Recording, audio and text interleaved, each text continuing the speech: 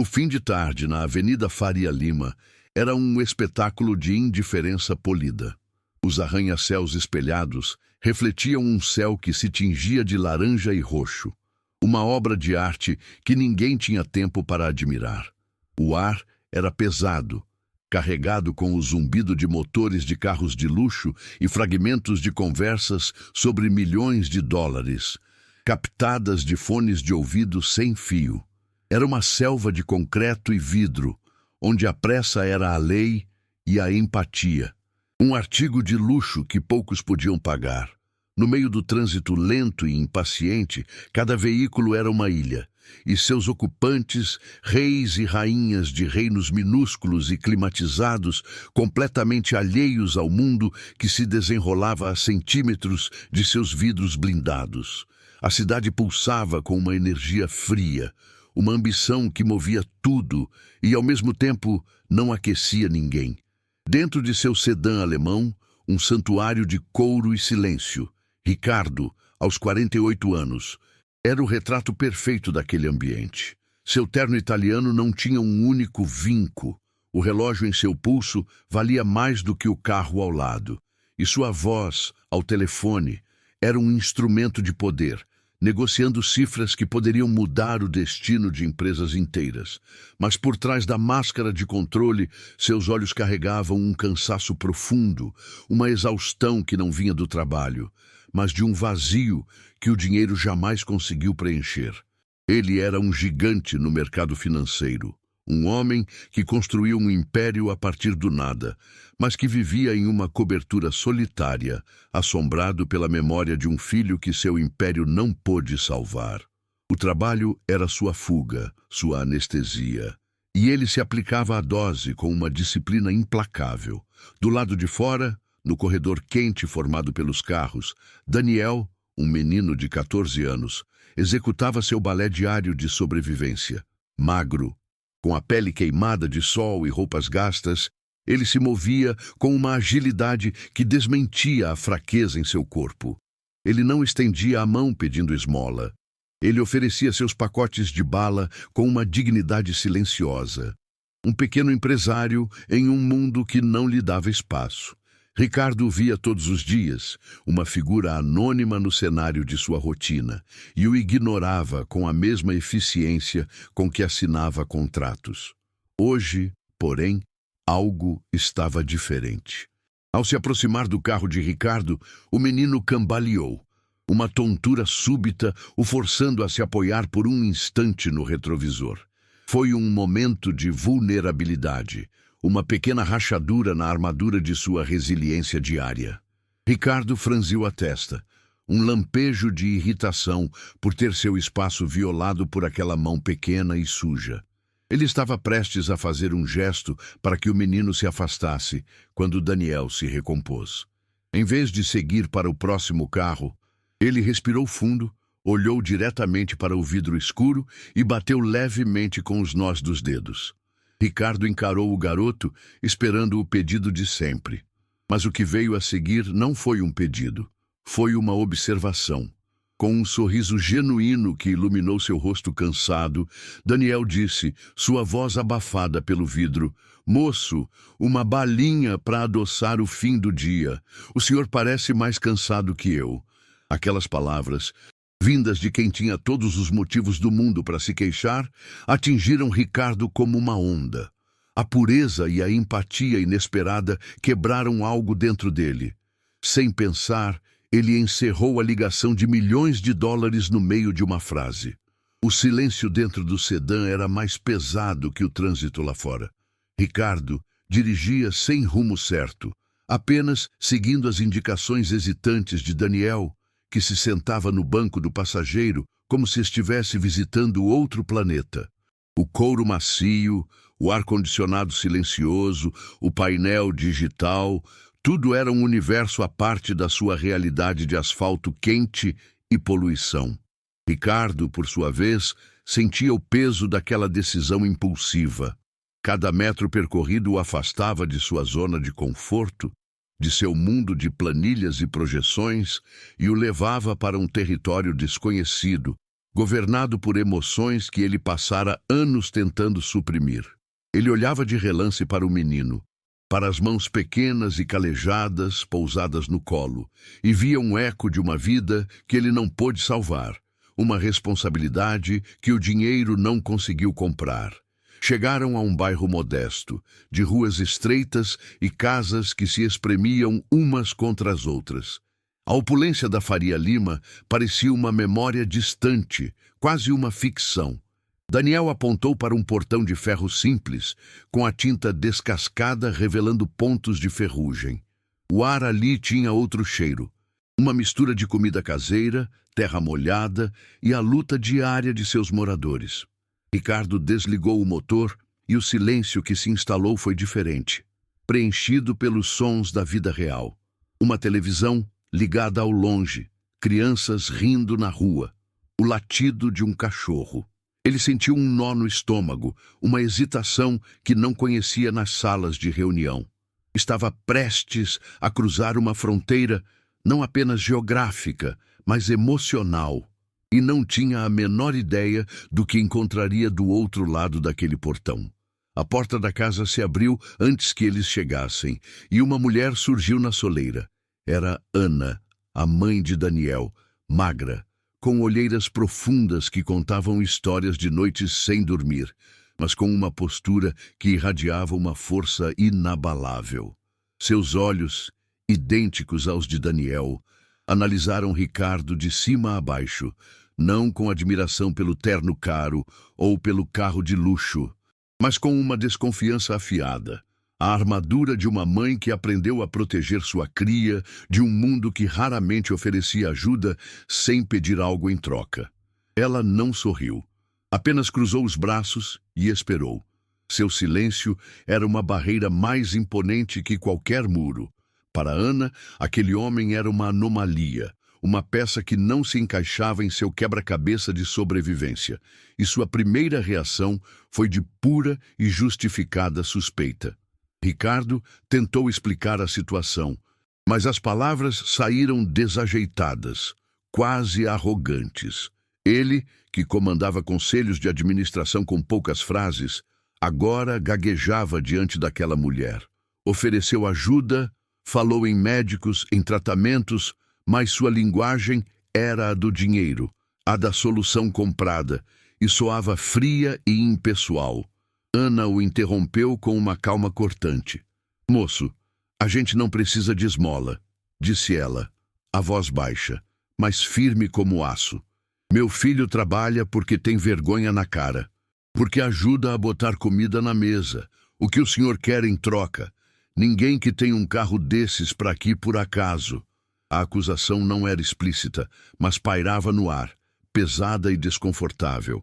Ricardo sentiu o impacto daquelas palavras, a humilhação de ter suas boas intenções interpretadas como uma ameaça. É por isso que a gente precisa contar essas histórias, para entender a profundidade da dignidade humana em meio ao caos. A desconfiança de uma mãe como Ana não é fraqueza, é o escudo forjado pela vida. Se você também se comove com essa força e quer que mais relatos como este sejam ouvidos, por favor, se inscreva no canal.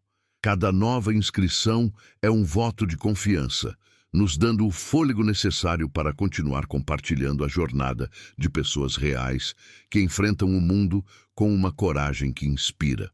Foi Daniel quem quebrou a tensão. Ele se colocou entre os dois. Um diplomata de 14 anos mediando dois mundos. "Mãe, ele foi gentil, ele só quis ajudar", disse o menino, sua voz carregada de uma maturidade que não deveria pertencer à sua idade. Ele olhou para Ricardo e depois para a mãe, e naquele olhar havia um apelo silencioso. Naquele momento, a porta da casa se abriu um pouco mais e duas crianças pequenas espiaram, curiosas. A visão daquela família, daquela unidade frágil e ao mesmo tempo tão poderosa, atingiu Ricardo em cheio. Ele não via mais uma mulher desconfiada, mas uma leoa protegendo seus filhotes. Ele entendeu que não poderia entrar ali com a força do dinheiro, mas talvez com a vulnerabilidade de um pai. A memória de Lucas, seu filho, veio como uma avalanche. A lembrança dos corredores de hospital, do cheiro de antisséptico, do som dos monitores cardíacos. Ele se lembrou da própria impotência, do desespero de ter todos os recursos do mundo e não poder comprar um único dia a mais de vida. Aquela dor que ele mantinha trancada em um cofre no fundo da alma vazou para seus olhos. Ana viu a mudança. A máscara do CEO caiu e por um instante ela viu apenas um homem quebrado. Ele não precisou dizer nada. A linguagem da perda é universal. Aquele homem não estava ali para tirar algo deles. Ele estava ali tentando desesperadamente consertar algo dentro de si mesmo, tentando dar a Daniel a chance que seu próprio filho não teve. Uma trégua foi silenciosamente declarada. Ana o convidou a entrar, e a pequena sala, simples e arrumada, tornou-se o cenário de uma aliança improvável. Ricardo ouviu a história completa, a doença rara de Daniel, a peregrinação por hospitais públicos, a burocracia que negava o acesso ao medicamento de alto custo, a luta diária para manter a esperança viva. Ele não ofereceu mais dinheiro como um cheque em branco. Em vez disso, ele começou a usar o que tinha de mais valioso, sua mente estratégica. Pegou o celular e começou a fazer ligações, não para seus sócios, mas para os melhores médicos do país, para advogados especializados em direito à saúde. Ele estava transformando a angústia em um plano de ação, a culpa em um projeto de redenção. Nos dias que se seguiram, um vínculo genuíno começou a se formar. Ricardo não era mais apenas o benfeitor. Ele se tornou uma presença constante. Ele levava Daniel às consultas e, nas longas esperas, eles conversavam. Daniel falava sobre seu sonho de ser médico, de um dia poder ajudar outras crianças como ele. Mostrou a Ricardo seus desenhos, feitos em cadernos velhos, retratos cheios de vida e talento. Ricardo, por sua vez, começou a se abrir. Falava sobre o trabalho, sobre as estrelas que gostava de observar de sua cobertura e, pela primeira vez em anos, falou sobre Lucas. Ele não estava mais apenas financiando um tratamento. Estava investindo em um futuro e, no processo, estava resgatando a si mesmo do exílio emocional que se impusera. O primeiro grande revés veio durante uma consulta. O novo tratamento, que parecia promissor, não estava surtindo o efeito esperado. A condição de Daniel havia se tornado mais agressiva. O médico, com um pesar profissional, explicou que as opções estavam se esgotando. Para Ricardo, a notícia foi como um soco no estômago, um eco fantasmagórico de uma conversa que ele já tivera em um passado não muito distante. O medo paralisante de falhar novamente, de ver a história se repetir, o ameaçou. Todo o seu poder, toda a sua influência, pareciam inúteis diante da biologia implacável. Ele olhou para Daniel, que recebeu a notícia com uma calma assustadora, e sentiu o peso do mundo em seus ombros. É nesse instante de desespero que a verdadeira fibra de uma pessoa é revelada. Se você acredita que a esperança é a última que morre, se inscreva e nos ajude a continuar contando histórias sobre pessoas que se recusam a desistir. Aquela noite, Ricardo não conseguiu dormir. Ele ficou na varanda de sua cobertura, olhando para a cidade que se estendia a seus pés. Um reino de concreto que ele havia conquistado, mas que agora parecia pequeno e insignificante. A escolha era clara: recuar, aceitar a derrota e se proteger da dor iminente, ou ir até o fim, arriscando tudo, inclusive seu coração já ferido. A imagem de Daniel, de sua dignidade silenciosa, de seu sorriso cansado no semáforo, não saía de sua mente. Ele não estava mais apenas ajudando um menino, estava lutando por um pedaço de sua própria humanidade perdida. A dor da lembrança de Lucas se transformou. Não era mais uma âncora que o prendia ao passado, mas um combustível que o impulsionava para a frente. Ele pegou o telefone e, com uma determinação que surpreendeu a si mesmo, começou uma nova batalha. Mobilizou sua rede de contatos internacionais, pesquisou artigos médicos em línguas que mal compreendia, passou noites em claro, lendo sobre tratamentos experimentais. Ele não era mais um CEO gerenciando ativos. Era um general planejando uma guerra contra o tempo e a doença. Seus sócios o chamavam, preocupados com sua ausência e com os negócios que estavam sendo negligenciados. Mas as vozes deles pareciam distantes, vindas de um mundo que já não era o seu. Sua prioridade havia mudado. O maior negócio de sua vida não estava mais em um gráfico de ações, mas na frágil esperança de um menino que vendia balas em um semáforo. A verdadeira medida de seu sucesso estava prestes a ser testada. A descoberta veio como um raio em céu azul. Um tratamento experimental na Europa.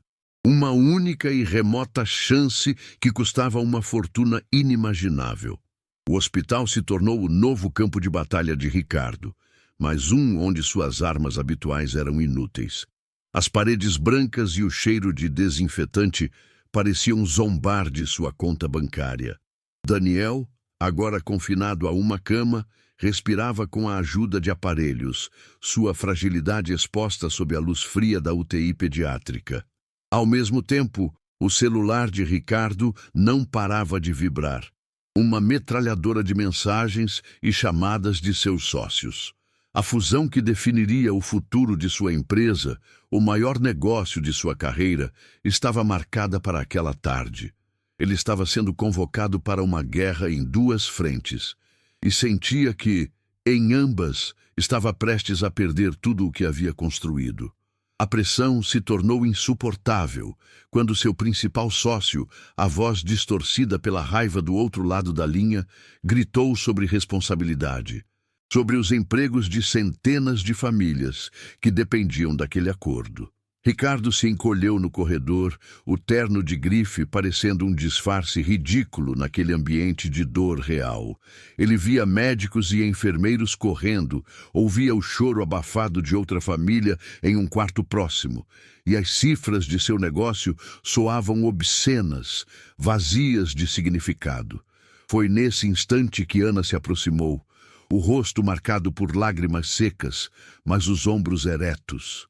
Ela tocou seu braço levemente, um gesto de uma gentileza que o desarmou completamente. Ela não pediu nada, não exigiu nada. Seus olhos, tão parecidos com os de Daniel, transmitiam um misto de gratidão infinita e uma resignação dolorosa. Com a voz embargada, mas firme, Ana olhou para o homem que havia se tornado um anjo inesperado em suas vidas e disse as palavras que selaram o destino de Ricardo. O Senhor já fez mais do que qualquer pessoa em toda a nossa vida. Não precisa sacrificar o seu mundo por nós.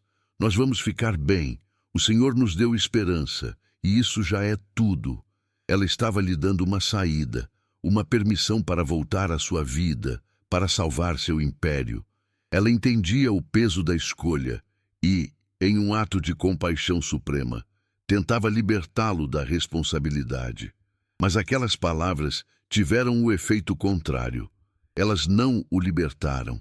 Elas o prenderam à única verdade que agora importava, iluminando o caminho que ele, no fundo de sua alma, já sabia que precisava seguir. É incrível como a força pode vir de onde menos se espera, não é? Se histórias de coragem e dignidade como a de Ana te inspiram, considere se inscrever para nos ajudar a continuar dividindo esses relatos com o mundo. Ricardo olhou através do vidro para o pequeno corpo deitado na cama, para os tubos e fios que o mantinham vivo. Naquele rosto pálido, ele não via apenas Daniel, ele via Lucas. A memória não era mais uma ferida aberta, mas uma bússola. Ele se virou para Ana, os olhos brilhando com uma clareza que ele não sentia há anos, e sua voz saiu calma, como a confissão de uma vida inteira. Eu passei anos construindo muros de dinheiro ao redor do meu coração, porque achei que ele poderia comprar tudo, mas ele não comprou o tempo do meu filho. O dinheiro não comprou mais uma tarde no parque, não comprou mais uma noite de história antes de dormir. Ele fez uma pausa, respirando fundo, e concluiu com a decisão que o redefiniria para sempre. Desta vez, eu não vou comprar um negócio. Eu vou comprar tempo, o tempo dele. Sem dizer mais nada, ele encerrou a chamada com seu sócio no meio de um grito. O silêncio que se seguiu foi preenchido apenas pelo som rítmico dos monitores cardíacos. Ele abriu o aplicativo do banco em seu celular, os dedos movendo-se com uma precisão cirúrgica. Na tela, números que representavam uma parte considerável de seu patrimônio, o fruto de décadas de trabalho implacável, foram transferidos para uma conta internacional. O saldo diminuiu drasticamente, mas pela primeira vez em muito tempo, Ricardo se sentiu verdadeiramente rico. Ele não estava perdendo um império, estava investindo na única coisa que realmente tinha valor. Ele havia escolhido a vida em detrimento do lucro. E ao fazê-lo, finalmente encontrou a paz que o dinheiro nunca pôde comprar, quebrando o ciclo de sua própria dor. O tempo, comprado a um preço que o mercado financeiro jamais conseguiria calcular, provou ser o melhor investimento da vida de Ricardo. A cirurgia no exterior foi um sucesso. Meses se transformaram em um ano de recuperação lenta e constante, um período em que os laços entre aqueles dois mundos se tornaram inquebráveis. Ricardo perdeu sua posição de CEO e uma fatia considerável de sua fortuna, mas encontrou algo infinitamente mais valioso no sorriso que voltava a colorir o rosto de Daniel. Ele trocou as salas de reunião frias pelos corredores de fisioterapia, os relatórios de lucros pelos exames que mostravam a progressão da saúde do menino. A vitória não foi celebrada com champanhe em uma festa corporativa, mas com um simples e silencioso abraço no quarto do hospital, um gesto que valia mais do que todos os impérios que ele já havia construído e perdido. A mudança não foi apenas financeira ou momentânea, foi estrutural, uma reconfiguração completa de vidas. Ricardo vendeu a cobertura solitária e usou o dinheiro para comprar uma casa confortável para a família de Daniel, em um bairro onde as crianças podiam brincar na rua sem medo. Ele se tornou uma figura paterna para os irmãos mais novos, um conselheiro para Ana e o maior incentivador do sonho de Daniel. Ele não era mais um benfeitor distante, mas parte da família, presente nos jantares de domingo, nas reuniões da escola e nas consultas médicas de rotina. Aquele homem que um dia se escondeu atrás de vidros blindados, agora mantinha a porta de sua nova vida sempre aberta, e o silêncio de sua antiga existência foi preenchido pela melodia caótica e reconfortante de um lar de verdade. A jornada de Daniel acendeu uma nova chama em Ricardo. Ele percebeu que sua dor pessoal, a perda de Lucas, poderia ser transformada em um propósito universal. Com o que restou de sua fortuna e sua vasta experiência em gestão, ele criou a Fundação Recomeço, uma organização dedicada a conectar crianças com doenças raras a tratamentos de ponta e patrocinadores dispostos a investir em vida. Seu trabalho agora não era mais maximizar lucros, mas maximizar chances. Ele transformou a burocracia que um dia o derrotou em um sistema eficiente de esperança. É por isso que acreditamos tanto no poder de compartilhar essas jornadas. A história de um homem pode se tornar a missão de muitos. Se você também sente que a compaixão pode mudar o mundo, sua inscrição é o que nos permite continuar contando relatos que inspiram recomeços. 5 anos depois, em uma tarde ensolarada, Ricardo estava na inauguração de uma nova ala pediátrica, financiada inteiramente por sua fundação. Ele não usava mais ternos italianos. Vestia-se com a simplicidade de um homem em paz. Ao seu lado, um jovem alto e saudável de 19 anos, vestindo o jaleco branco de estudante do primeiro ano de medicina, sorria para ele. Era Daniel. Juntos, eles olharam para uma grande foto emoldurada na parede principal do corredor. A imagem de um menino magro, de olhar determinado, oferecendo um pacote de balas no meio do trânsito da Faria Lima. O ciclo de dor que começou com uma perda devastadora, havia se transformado em um ciclo de cura e esperança, provando que o maior legado que um homem poderia deixar não estava gravado em prédios ou ações, mas nos futuros que ele ajudou a resgatar.